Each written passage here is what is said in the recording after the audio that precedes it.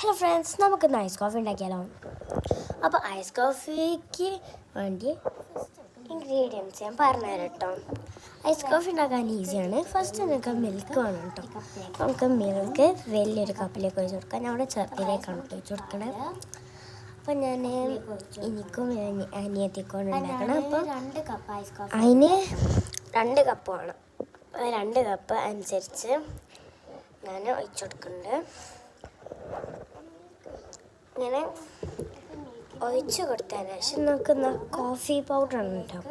ഞാനിട്ട മരത്തെ coffee powder ഇട്ടാലും നമ്മളിങ്ങനെ മിക്സ് ചെയ്ത് കൊടുത്താൽ അത് അലിഞ്ഞു പോകും കേട്ടോ. അങ്ങനത്തെ കോഫി പൗഡർ ആയാലും മതി. അപ്പം കോഫി പൗഡറൊക്കെ ഇട്ട് കൊടുത്തതിന് ശേഷം നമുക്ക് നന്നായിട്ട് മിക്സ് ചെയ്യണം. അപ്പം നമുക്ക് പാൽ വെച്ചെടുക്കണം കേട്ടോ. ഞാൻ ഗ്ലാസ്സിലേക്ക്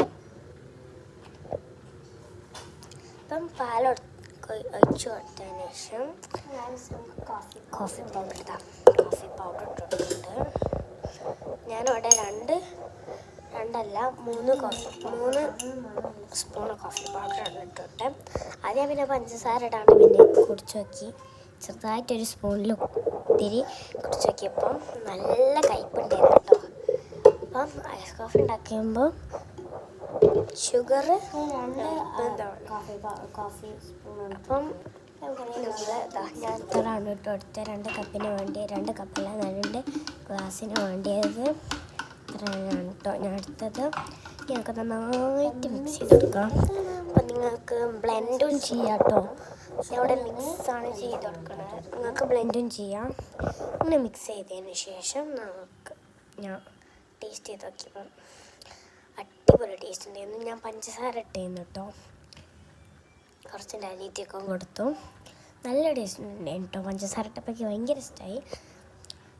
ഞാൻ ഒറ്റയ്ക്ക് ഉണ്ടാക്കിയാണ്. പിന്നെ ഇത് നമുക്കൊന്ന് 5 മിനിറ്റ് ഫ്രീസ് ചെയ്തെടുക്കണം.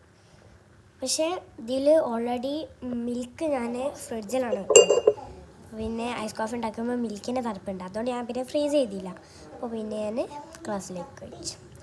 അപ്പോൾ ഐസ് കോഫി റെഡി ആയിട്ടുണ്ട് കേട്ടോ. അടിപൊളി ടേസ്റ്റാണ്. അപ്പോൾ എല്ലാവരും like and share and subscribe. അപ്പോൾ ഇത്രയേ ഉള്ളൂ കേട്ടോ. Bye bye.